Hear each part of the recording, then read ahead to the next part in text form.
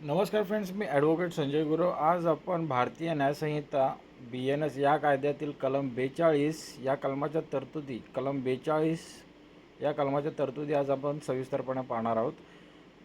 भारतीय न्यायसंहिता BNS या कायद्यातील कलम 42 हे कलम खाजगी संरक्षणाच्या अधिकाराचा वापर करताना अनेक हल्लेखोर किंवा समूहाने केलेला हल्ला या विशेष परिस्थितीवर प्रकाश टाकते. हे कलम संरक्षकाला सामूहिक शक्तीविरुद्ध उभे राहण्याचे कायदेशीर बळ देते. तर या कलमाचे सविस्तर विश्लेषण पाहूया. कलमाचे नाव आहे अनेक व्यक्तींनी एकत्रितपणे हल्ला केला असेल तर खाजगी संरक्षणाचा अधिकार. काय म्हटलंय? Right of private defence against deadly assault by group of person. जर एखादा हल्ला अशा स्वरूपाचा असेल ज्यातून मृत्यू किंवा गंभीर दुखापतीची रास्त भीती निर्माण होत असेल आणि असा हल्ला व्यक्तींच्या समूहाने म्हणजेच ग्रुप ऑफ पर्सन्सने केला असेल तर खाजगी संरक्षणाचा अधिकार वापरून त्या समूहातील कोणत्याही किंवा सर्व व्यक्तींचा मृत्यू घडवून आणण्यापर्यंत किंवा त्यांना कोणतीही हानी पोचवण्यापर्यंत या अधिकाराची व्याप्ती वाढते. काय म्हटलेलं आहे? मुख्य तरतुदी काय आहेत? तर सामूहिक हल्ला हा अधिकार तेव्हाच लागू होतो जेव्हा हल्लेखोर एकापेक्षा जास्त असतात. गंभीर भीती हल्ल्यामुळे मृत्यू किंवा कायमस्वरूपी अपंगत्वाची भीती असणे अनिवार्य आहे. व्याप्ती संरक्षकाला केवळ एकाच हल्लेखोराला मारण्याचा अधिकार नाही, तर स्वतःला वाचवण्यासाठी तो संपूर्ण जमावावर किंवा त्यातील कोणावरही हल्ला करू शकतो, असा अधिकार या कलमाद्वारे मिळतो. कलमाची सोप्या शब्दात स्पष्टीकरण पाहूया. जेव्हा एखादा जमाव किंवा गुंडांची टोळी तुमच्यावर तुटून पडते तेव्हा तुम्ही प्रत्येक व्यक्तीच्या स्वतंत्र कृतीची वाट पाहण्याची गरज नाही. अशा मोब विरुद्ध लढताना तुम्ही त्या समूहातील कोणालाही इजा करू शकता किंवा त्याचा जीव घेऊ शकता, कारण त्या परिस्थितीत कोणा एकाचा हेतू वेगळा असला तरी संपूर्ण जमाव तुमच्या जीवावर उठलेला असतो. उदाहरणे पाहूया. मोब लिचिंगचा प्रयत्न. काय म्हटलं आहे? मोब लिचिंगचा प्रयत्न. एका व्यक्तीला मोब लिचिंग करण्यासाठी 20-30 लोकांनी घेरले आहे. तो स्वतःला वाचवण्यासाठी जमावावर गोळीबार करतो. त्यात 2-3 लोक मरतात. येथे तो व्यक्ती कलम 42 अंतर्गत संरक्षित आहे. दरोडेखोरांची टोळी. 5 सशस्त्र दरोडेखोर घरात शिरले आहेत. घर मालक त्यांना रोखण्यासाठी शस्त्राचा वापर करतो. त्याला समूहातील कोणाही विरुद्ध बळाचा वापर करण्याचा अधिकार आहे. Latin maxim.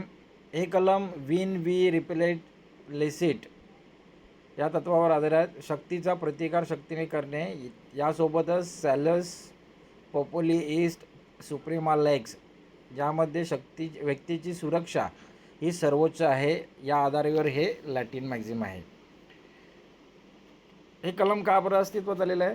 एकटा माणूस जेव्हा जमावाचा सामना करतो तेव्हा त्याचे मनोबल खचलेले असते. अशा वेळी कायदा त्याच्या पाठीशी उभा राहणे आवश्यक आहे. जमावाकडून होणारी हिंसा, मोब व्हायलन्स रोखण्यासाठी आणि पीडित व्यक्तीला प्रतिकार करण्याचे कायदेशीर संरक्षण देण्यासाठी हे कलम समाविष्ट केले आहे. कलमाचे महत्त्व आणि उद्दिष्ट. सामूहिक हिंसेला उत्तर. जमावाकडून होणाऱ्या अन्यायाविरुद्ध व्यक्तीला समर्थन करणे. न्यायाची व्याप्ती. हे स्पष्ट करणे की जमावात सामील झालेली प्रत्येक व्यक्ती गुन्ह्यात समान भागीदार असते. Common intention. आत्मविश्वास. नागरिकांना गुंडांच्या टोळ्यापुढे हतबल न होता लढण्याची प्रेरणा देणे. कलमाचे उल्लंघन, शिक्षा आणि उपाय. उल्लंघन काय आहे? तर जर जमाव केवळ घोषणाबाजी करत असेल किंवा मृत्यूची भीती निर्माण करत नसेल आणि अशा वेळी तुम्ही त्यांचा जीव घेतलात तर हे उल्लंघन मानले जाईल. शिक्षा काय? अधिकाराचा अतिरेक झाल्यास कलम 101 सदोष मनुष्यवध नुसार खटला भरला जाऊ शकतो. उपाय काय यावर?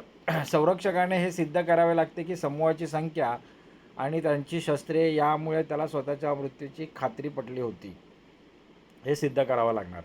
आता ह्या कलमासह संबंधित न्यायालयीन प्रकरण आणि निर्णय पाहूया. गुरुदत्त मल्ल विरुद्ध सम्राट. या प्रकरणात न्यायालयाने म्हटलं की जेव्हा एखाद्यावर जमाव हल्ला करतो तेव्हा त्याला कोणावर वार करावा आणि कोणावर नाही हे ठरवण्याची उसंत नसते. त्याने संपूर्ण समूहाविरुद्ध केलेला प्रतिकार न्याय्य असतो. खटल्याचा प्रसंग काय? एका व्यक्तीला जमावाने जाळण्याचा प्रयत्न केला. त्याने प्रत्युत्तरादाखल गोळीबार केला. निर्णय काय? न्यायालयाने त्याला निर्दोष मुक्त केले कारण परिस्थिती सामूहिक मृत्यूच्या भीतीची होती. आता या कलमात संबंधित असलेले संविधानिक कलमे आणि इतर कायदे पाहूया. भारतीय संविधानातील अनुच्छेद 21 स्वतःचा जीव वाचवण्याचा सर्वोच्च घटनात्मक अधिकार. BNS भारतीय न्याय संहिता कायद्यातील कलम 3.5 सामान्य हेतू कॉमन इंटेन्शन जमावातील प्रत्येक व्यक्ती एकाच उद्देशाने आली आहे हे तत्त्व इथे महत्त्वाचे ठरते. कलमाची समीक्षा कशी करता येईल. कलम 42 हे सध्याच्या काळातील मॉब व्हायलन्स पाहता अत्यंत महत्त्वाचे आहे. हे कलम व्यक्तीला गुन्हेगारांच्या टोळीविरुद्ध कायदेशीर कवच देते, मात्र याचा गैरवापर दंगल उसळवण्यासाठी होऊ नये याची काळजी घेणे प्रशासनासाठी आव्हान असते. निष्कर्ष काय काढता येईल कलमाचा. भारतीय न्याय संहिता कलम 42 हे सामूहिक आक्रमणाविरुद्ध वैयक्तिक ढाल आहे हे स्पष्ट करते की कितीही मोठे संख्याबळ समोर असले तरी कायदा न्यायाच्या बाजूने उभा राहणाऱ्या व्यक्तीला स्वसंरक्षणाचे पूर्ण अधिकार देतो. तर मित्रांनो, आज आपण भारतीय न्यायसंहिता या कायद्यातील कलम 42च्या तरतुदी आज आपण सविस्तरपणे पाहिलेल्या आहेत. हे कलम अधिक चांगल्या प्रकारे समजून घेण्यासाठी हा व्हिडिओ तुम्ही वारंवार पहा, जेणेकरून ह्या कलमाच्या तरतुदी तुम्हाला अधिक चांगल्या प्रकारे समजतील. असेच कायदेविषयक ज्ञान मिळवण्यासाठी, कायदेविषयक माहिती मिळवण्यासाठी आमचं चॅनल सबस्क्राईब करा, लाईक करा, शेअर करा आणि आपल्या प्रियजनांना, मित्रांना फॉरवर्ड करा, जेणेकरून त्यांचंही कायदेविषयक ज्ञान वाढेल, त्यांनाही कायदेविषयक माहिती मिळेल. तर आज आपण इथेच थांबूयात. धन्यवाद.